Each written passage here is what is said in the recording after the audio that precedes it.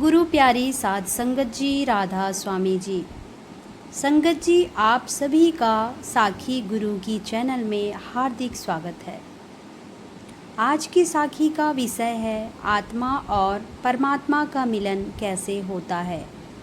क्या केवल सत्संग सुन लेने से आत्मा का मिलन हो जाता है या इसके लिए कुछ और भी आवश्यक है? आइए आज की प्रेरणादायक साखी से जानते हैं।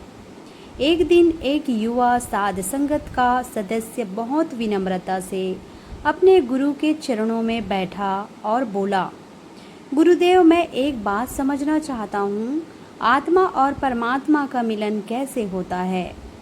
गुरु ने तुरंत उत्तर नहीं दिया। वे मुस्कुराए और अपने साथ एक शांत नदी के किनारे ले गए। कुछ देर दोनों मौन बैठे रहे।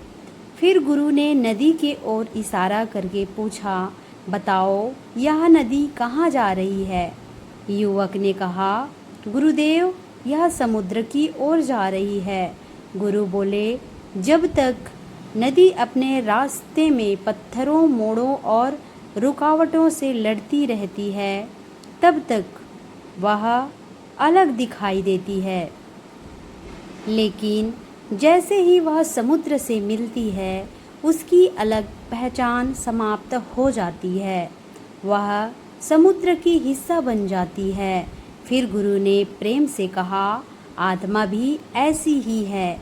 जब तक वह अहंकार, क्रोध, लोभ, मोह और अपनी इच्छाओं में उलझी रहती है, तब तक उसे अपने असली घर का अनुभव नहीं होता। लेकिन जब वह गुरु के बताए मार्ग पर प्रेम, भक्ति, सेवा, सिमरन और विनम्रता के साथ चलती है, तब धीरे धीरे उसके भीतर की अशांति मिटने लगती है। युवक ध्यान से सुन रहा था।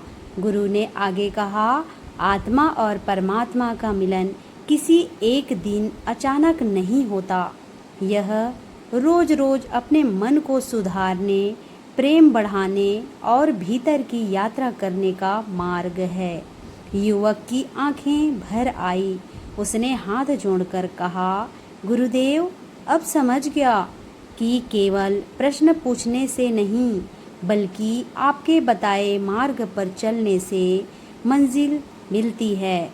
गुरु मुस्कुराए और बोले, याद रखो, परमात्मा कभी दूर नहीं है। दूरी केवल मन के पर्दों की है। जैसे जैसे ये पर्दे हटते हैं, आत्मा अपने असली स्वरूप को पहचानने लगती है। उस दिन युवक के मन की बेचैनी समाप्त हो गई। उसे समझ आ गया कि मंजिल बाहर नहीं, भीतर की यात्रा में है। साध संगत जी, अगर आपको यह साखी पसंद आए तो चैनल को सब्सक्राइब करें और कमेंट में राधा स्वामी ज़रूर लिखें जी। प्यारे संगत जी, राधा स्वामी जी।